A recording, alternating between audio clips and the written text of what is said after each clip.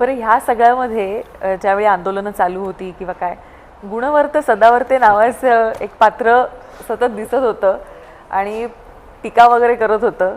आमच्याच कार्यक्रमात येऊन पळून देखील गेले होते तुम्हाला पाहून. त्यानंतर त्यांचा आवाज बंद झाला. नाही, त्यानंतर ते साहेबांवर बोलणंच त्यांनी सोडलं. खरं तर गुणवर्ते सदावर्ते हा व्यक्तीच विचित्र आहे. म्हणजे महाराष्ट्राच्या राजकारणात TV चॅनल त्याला चालवतात, तो कसाही ओरडतो, हे खपवून घेतात. मला कळत नाही आहे, म्हणजे TRPच्या नावावर चाललंय काय.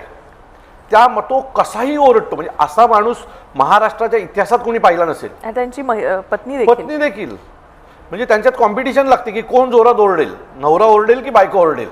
बायको मुंडी हलवते आणि तेही व्हायरल होतं. ते लोक म्हणतात. मी तुम्हाला एक सांगतो की सदावर्तेंना असं वाटतंय की हे सगळं सोपं आहे, मला कोणी काय बोलत नाही.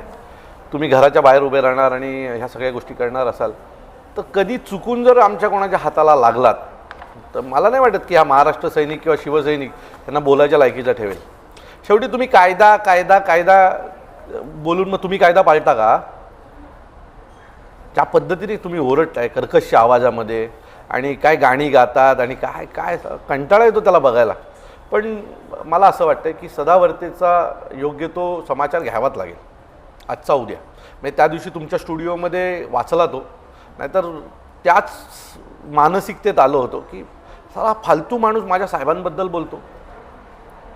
म्हणजे ह्याला ह्याच्या सोसायटीत माणसं ह्याच्या विरोधात तक्रार करतात, जो स्वतःच्या घरात गाढव पाळतो.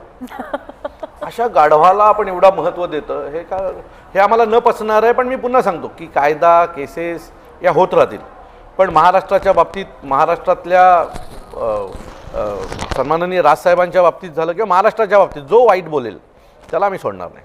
तर मी मागच्या वेळेला मी म्हटलं होतं ना की त्यांच्या मुलीने एक स्टेटमेंट केली की सिद्धिविनायक मंदिरामध्ये तुम्ही असं जाऊ शकत नाही, तुम्ही तसं म्हणजे हाफ पॅन्टवर पण जाऊ शकता. साऊथला जाऊन बोला ना, का नाही हिंमत होतो तुमची? आम्ही जिथे येतो, आमचा धर्म जिथे येतो तिथेच तुम्ही बोलायची हिंमत कशी काय करू शकता? ही महाराष्ट्राने खूप जास्त मुभा दिली त्यांना.